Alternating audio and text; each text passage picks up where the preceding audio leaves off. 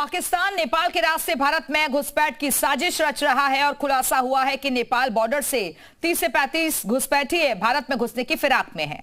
लेकिन पाकिस्तान शायद भूल गया है कि यूपी में योगी सरकार है और अगर घुसपैठ की हिमाकत भी की तो योगी फोर्स बारूद से स्वागत करेगी।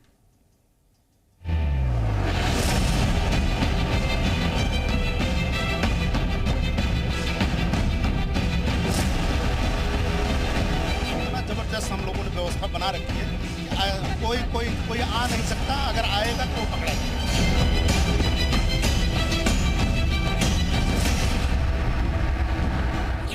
नेपाल के रास्ते भारत में घुसपैठ की साजिश रचने वाला पाकिस्तान कान खोलकर सुन ले। अगर यूपी की सरहद में घुसपैठ की गुस्ताखी की तो बचना मुश्किल ही नहीं नामुमकिन है, क्योंकि यहां योगी फोर्स है जो घुसपैठियों और आतंकियों का इलाज कर देती है। ऑपरेशन सिंदूर से बौखलाए पाकिस्तान में इतना भी दम नहीं बचा कि वो आमने सामने की जंग लड़ सके, इसीलिए उसने फिर से घुसपैठ वाला रास्ता चुना है। बस जगह बदल दी है। इंटेलिजेंस एजेंसियों को मिले इनपुट के मुताबिक पाकिस्तान नेपाल बॉर्डर से 30 से 35 घुसपैठियों को भारत में गड़बड़ी फैलाने के लिए भेजने की साजिश रच रहा है। इसीलिए योगी फोर्स ने भी ठान लिया है, अगर पाकिस्तान ने हिमाकत की तो सरहद पर ही घुसपैठियों को ढेर कर देंगे। अभी मैं भारत में खड़ी हूँ, ये भारत का हिस्सा है, लेकिन ये बॉर्डर अगर मैं क्रॉस कर लूँ, ये पीछे आप जो मेरे पीछे क्रॉसिंग देख रहे हैं, ये नेपाल का हिस्सा हो जाता है। और यहाँ पर ये बॉर्डर्स जो हैं, इन पर जो है वो चेकिंग अभियान चलाया जा रहा है। भारी संख्या में जो पुलिस फोर्स है वो यहाँ पर तैनात किया गया है। एआई कैमरों से निगरानी यहाँ पर की जा रही है। और खास बात यह है कि यहाँ पर इनके जो चेकिंग पॉइंट्स हैं, वहाँ पर इन्होंने कुछ संदिग्ध की फोटो भी लगा दी है। नेपाल से यूपी की करीब 570 किलोमीटर लंबी सीमा लगती है। यूपी के 7 ऐसे जिले हैं जिनकी सरहदें नेपाल से जुड़ती हैं।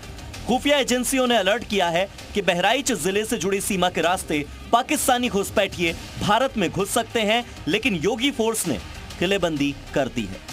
हम लोगों ने इस तरह की तैयारी अपनी कर रखी है कि अगर कोई भी किसी भी प्रकार का कोई भी संदिग्ध व्यक्ति या अपराधी अगर हमारी सीमा में प्रवेश करने का प्रयास करेगा तो तत्काल हमें सूचना भी मिलेगी। और हमारी जो एजेंसियां लगी हुई हैं, आप दिन रात हम लोग लगातार 24 घंटे पूरा एकदम सारे जो 110 किलोमीटर बहराइच का क्षेत्र है उसको हमने सेक्टर में बांट रखा है। उसमें एसएसबी, पुलिस की टीम और वन विभाग की टीम, इतना जबरदस्त हम लोगों ने व्यवस्था बना रखी है कि कोई आ नहीं सकता, अगर आएगा तो वो पकड़ा जाएगा।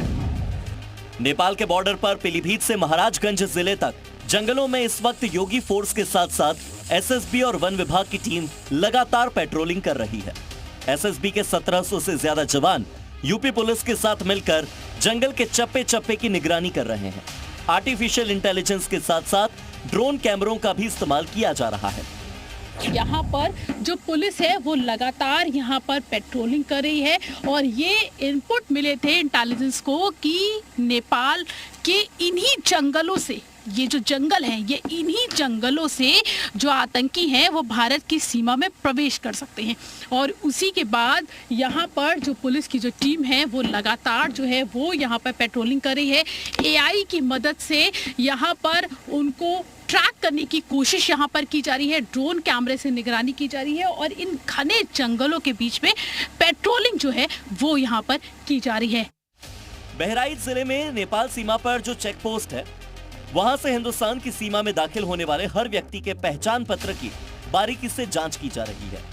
शक होने पर उनके बैग की तलाशी ली जा रही है।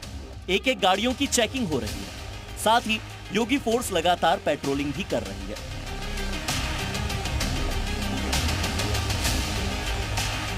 ताकि आम लोगों की आड़ लेकर कोई भी घुसपैठिया यूपी की सीमा में दाखिल न हो सके। ऑपरेशन सिंदूर से पहले ही योगी सरकार का घुसपैठियों के नेटवर्क पर एक्शन जारी था। नेपाल की सीमा से सटे जिलों में अवैध निर्माण और अतिक्रमण पर बुलडोजर अटैक इसी एक्शन प्लान का हिस्सा रहा, जिसके तहत अब तक 350 से ज्यादा अवैध मदरसों, दरगाहों और मस्जिदों को बुलडोजर से गिराया गया।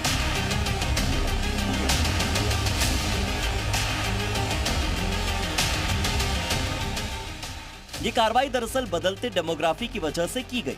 पाकिस्तानी घुसपैठ की साजिश पर यूपी के सभी सीमावर्ती जिलों में अलर्ट घोषित किया गया है, ताकि सरहद से भारत और नेपाली नागरिकों के अलावा किसी तीसरे देश के नागरिक भारत की सीमा में एंटर न कर पाए।